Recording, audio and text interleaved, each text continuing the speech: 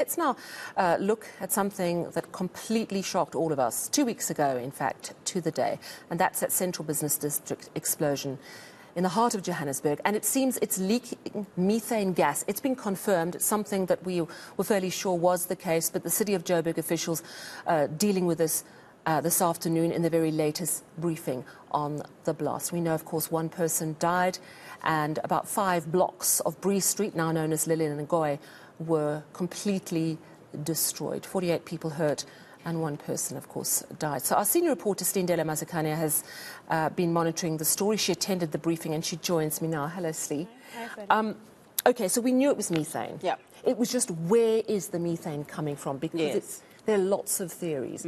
So tell me exactly what city officials said about the methane explosion and about what they think, or where they think the methane came from.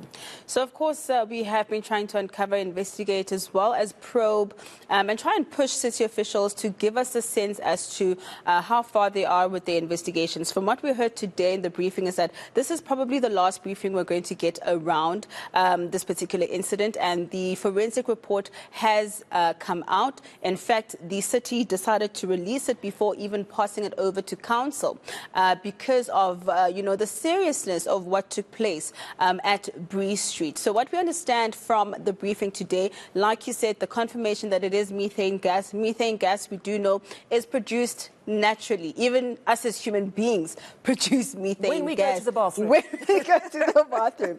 So the questions were exactly how and why then was there such a build-up underground? And from what we understood, of course, is that there has been a lot of infrastructure development on the surface here in the city of Johannesburg. And what you'll find is that what used to be a 2-lane street is probably a 4-lane street now, for example. So where there used to be a manhole to allow gases to be released is no longer there. And you know that we have a compounded situation in the city where we have that issue of manhole covers being stolen. So what the city has done so far is to weld those manholes in. So there is no way for that particular gas to be released. But following that briefing, Sally, we now understand that the possible origins of this particular methane gas is, one, probably a slow leak of natural gas ingress into the tunnel.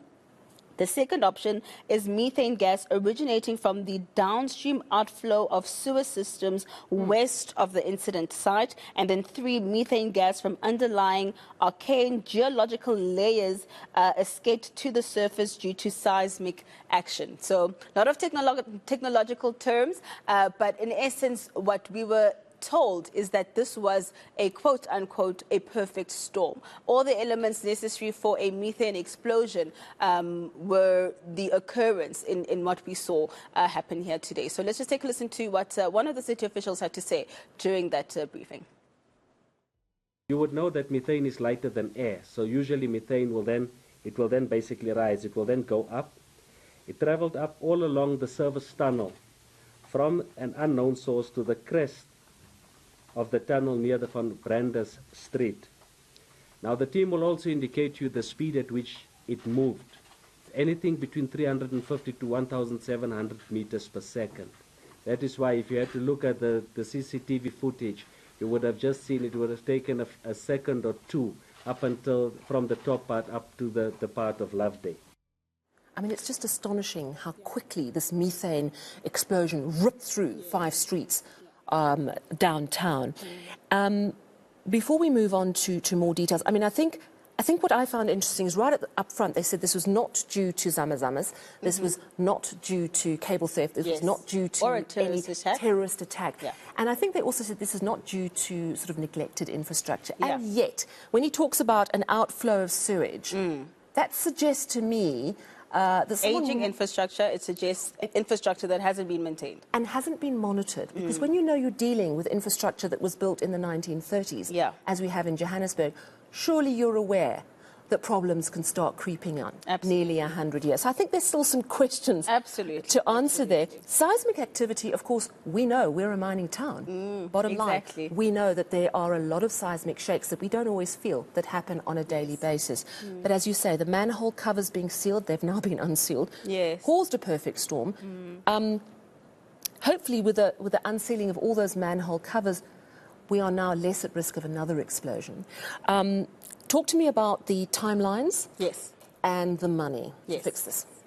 So I can tell you about the money that it's going to possibly cost us to fix this, but timelines, not even city officials wanted to actually commit to any kind of particular date. From what I understood is that they want to make a quality kind of a turnaround upgrade of the entire system. So it's not just Bree Street that's going to be fixed, but they now want to completely redesign our underground infrastructure to ensure that this doesn't happen again. It's going to cost us anywhere between 178 million rand and possibly even more. That is just a basic estimate right now.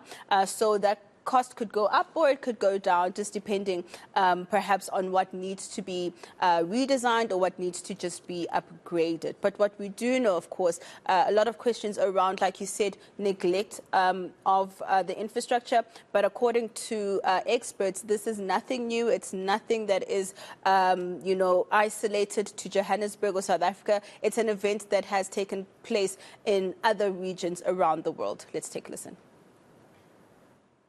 These incidents happen all over the world. I just show a picture of where it happened in 1969 in New York, where 6 blocks were also blown up by a similar thing.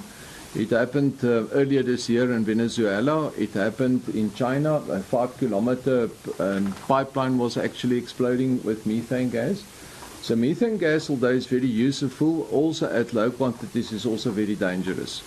So that is why it is a common occurrence, and that's why it is international interest that we learn from each other. We source from international sources who have actually worked on this before, and we are connected to that because we also do international work.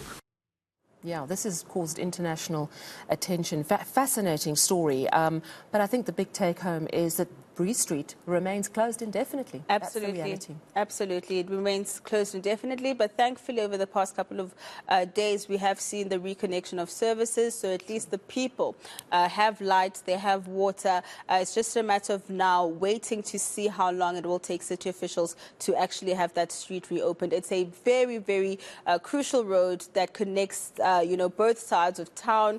It plays quite a crucial role in terms of transporting residents of Johannesburg. So I think we will be watching quite closely. I mean, the rough estimate or what we were looking at was possibly 18 months. The mayor said he doesn't even want to put a number on it. So I think it will be quite interesting to see how long it takes them. And let's not forget, it's not just that part of the city that needs to be fixed. Absolutely. We're talking about the infrastructure, the entire infrastructure. And just lastly, Sally, I think if we had other city officials looking at what happened in Johannesburg, we should have cities like Pretoria, Cape Town, Ekurhuleni already starting to look exactly what is happening underground in their own systems to prevent something like this happening again. It's an excellent point, Slee. Thank you so much. That's eNCA senior reporter Silindelo Masikane. Now, let's move to